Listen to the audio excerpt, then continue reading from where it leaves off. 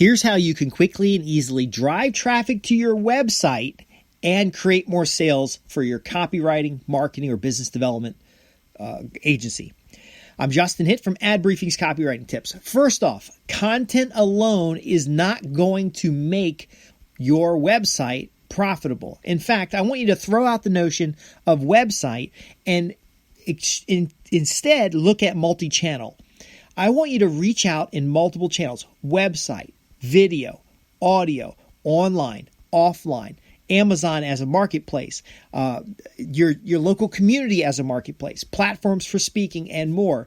The website as a metaphor rather than a channel or the sole channel is going to transform your outcomes. You can have a low traffic website with a high amount of sales by doing this simple thing. First off, you want to get the addresses of your prospects.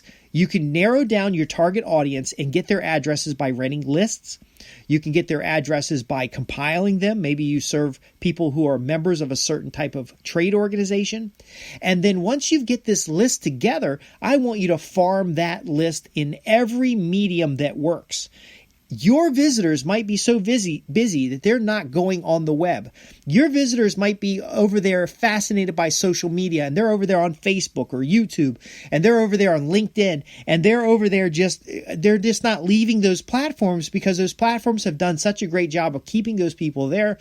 You need to get them to raise their hand, get on your list, and then transact with you to get them off of the site. There's got to be a compelling offer so valuable that when they get involved with it, they're going to stay focused and attentive to what it is that you're going to do. Something that takes them to the next level. So if you're a copywriter, marketer, or business development professional, you're going to be better off using what's called a Dream 100 list. And that Dream 100 list is going to find 100 individuals who are most likely, most capable, most secure in their financial position that they can make a decision to do business with you over anybody else. Dan Kennedy's magnetic marketing, that you doing a series of letters to that list, is one of the great ways to unlock that.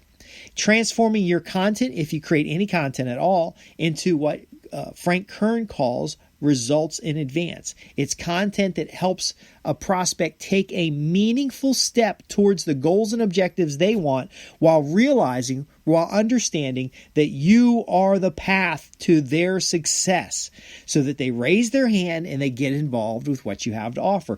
You need to have events. You might have an event on YouTube. You might have an event on Facebook. You might have an event off your own website on a webinar. You might have an event in your local community. You might have an event where someone calls you up on the telephone and interviews you. Every one of these events needs to be recorded so that you do the work once and then you slice up that recording, kind of like Joe Rogan does with his podcast. He has a 2 or 3 hour interview with somebody, and then that interview goes to his team, and his team chops that up into pieces and puts it out on the right channels. Because if you're focused on Facebook, if you're focused on YouTube, if you're focused on your own website, then you're not connecting with prospects where they're located in the marketplace. So again, you identify an audience. This is your target market. You qualify that audience. You start sending them letters directly. I was going to work with a cyber security firm. Now, I go out and I work with different organizations. In this organization, we were talking about direct targeting their target customers, but the owners and executives, by researching their home address and FedExing a package to their home address to talk with them about identity theft, cybersecurity, and privacy. These are big issues right now. They're big concerns in the marketplace. And by exposing the individual to the fact that we could find their home address, even though they're the CEO of a Fortune 1000 organization, and we could find their home address and send them information, would help them understand the threat that is there. Now, this is one of those things where you scare them, kind of like a fire alarm sale. You know, you point out the fact that there's crime in the area and the crime is moving closer to their home, and ultimately you need to do something. And so that campaign didn't, the client didn't move on that campaign as fast as I'd have liked him to move on that campaign, and I got a better client that came along, so I kind of had to stop on that. But that's still on the table. But here's where that came from. In the past, we used to write political figures, and we'd write decision makers at major government contractors, and we would show them how working with my client would help support initiatives that they've already publicly announced. So essentially, I would monitor the political campaign speeches. I would monitor all these different meetings and these roundtables and activities that people were involved in the industry. And then I would say, oh, by the way, you mentioned you'd like small businesses in your community to be doing X, Y, and Z. Well, my client actually does Z and could potentially cover these other areas. But right now, if they had more contracts in that area, they would be able to do these other things as far as job creation, as far as, money in the marketplace type of things.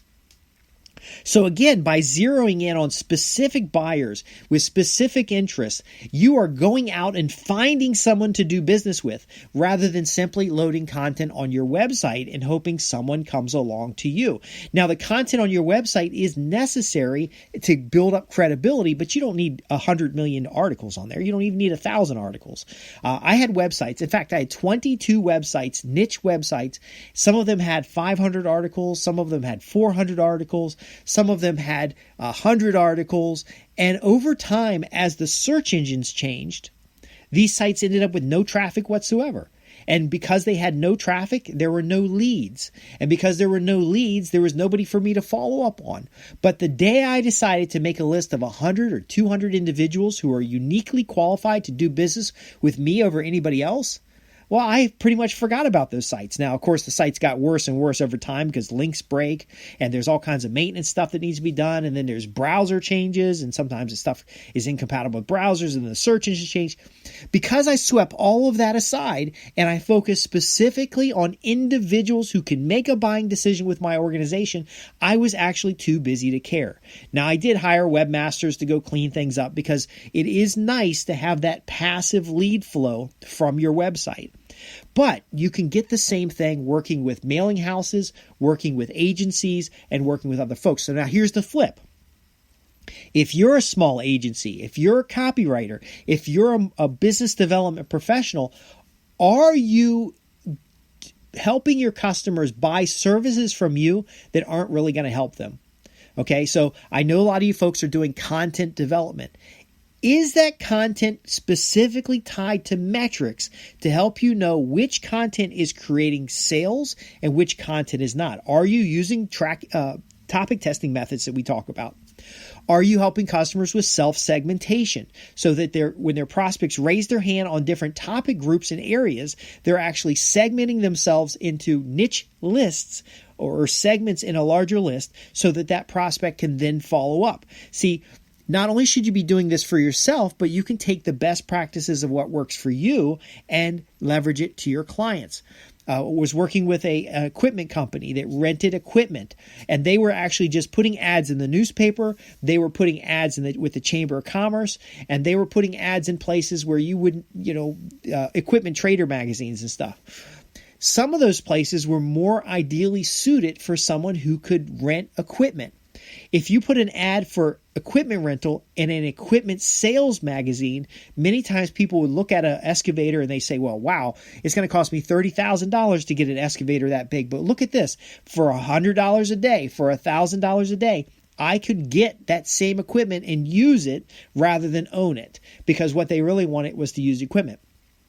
But that same ad in the newspaper says nothing because the majority of the newspaper folks are really not renting equipment. They might be homeowners renting equipment, but they're not tradespeople renting equipment. My suggestion to this firm, it was a franchise firm that had a number of locations in the Hampton Roads area.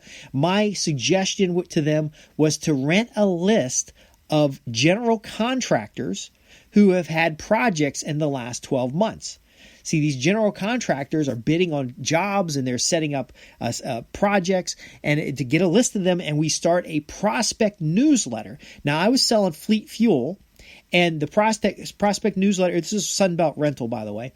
The prospect newsletter was of interest to them. I got paid a consulting fee, and they ended up going within their organization. I wanted to set up a joint venture because people who are renting equipment are also people who are buying fuel. So as a joint venture, we could actually cut their costs significantly. But long story short, Sunbelt Rental, as a larger national organization, had newsletters that they could send out. And they basically went through their customer base and all their old customers, and then anybody who was a licensed general contractor that was in like excavation areas or home building, they actually started including on their prospect newsletter.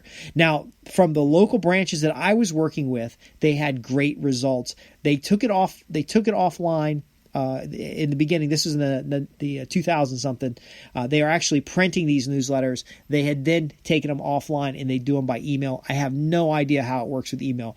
But what I do know is that somebody who's renting equipment, somebody who is a commercial contractor, somebody who is busy in an office space, they aren't necessarily online looking for what you have to offer. They're online screwing around. They're online checking email. They're online wasting time on social media, watching funny cat videos. So here's my point. If you want to increase your sales, if you want to boost your profits, if you want to grow the sales and activity you have on your website, you need to ignore the website in the sense of a single path and start going directly to prospects, and instead using your website as a transactional and a tracking mechanism. Okay? See, that's the real value of so-called internet marketing.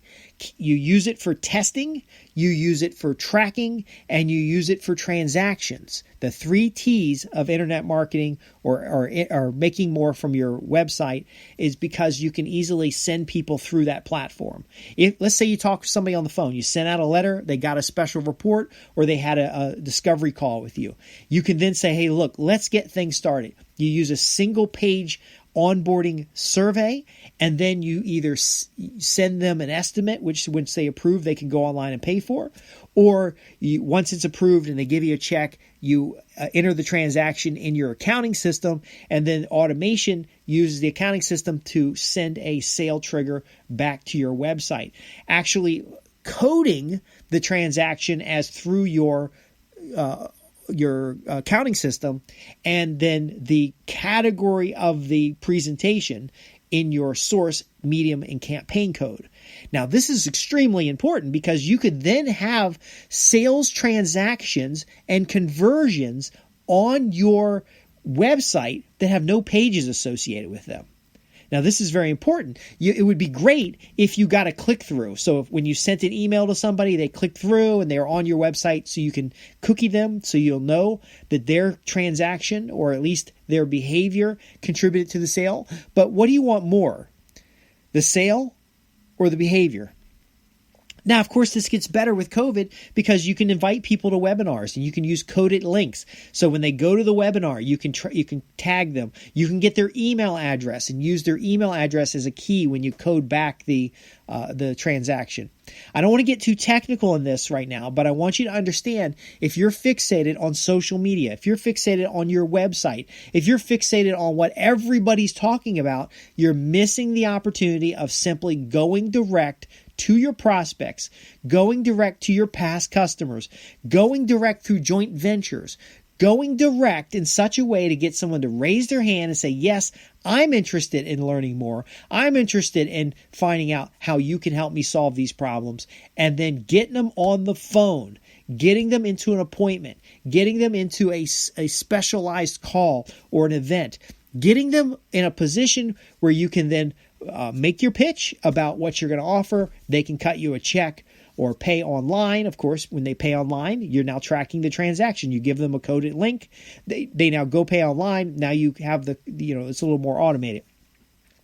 Folks, this can be very complex, and that's why people by default focus on just the internet marketing or just the social media marketing or just the Google local. And they forget that there are billions and billions of dollars happening offline every day. And if you want to jump up to a $10,000 contract guy, you want to be somebody who's making $100,000 assignments or is really growing their 7-figure consultancy or their 7-figure agency doing copywriting, marketing, or business development services, then you've got to listen carefully and just jump offline. It is complex. If you have questions, I'm Justin Hitt with Ad Briefing's Copywriting Tips, where we help copywriters, marketers, and business development professionals get to 7 figures. You already got some clients. Let's leverage those relationships. Let's leverage your experiences, and let's create vehicles that use any marketing channel to drive forward sales. And we're going to do it with words that sell, but it's not just copywriting. It's the business of copywriting. Thanks for listening. Send in your questions to www.adbriefings.co.uk. And again, I'm Justin Hitt. I'm a business analyst and a publisher. Thanks for listening.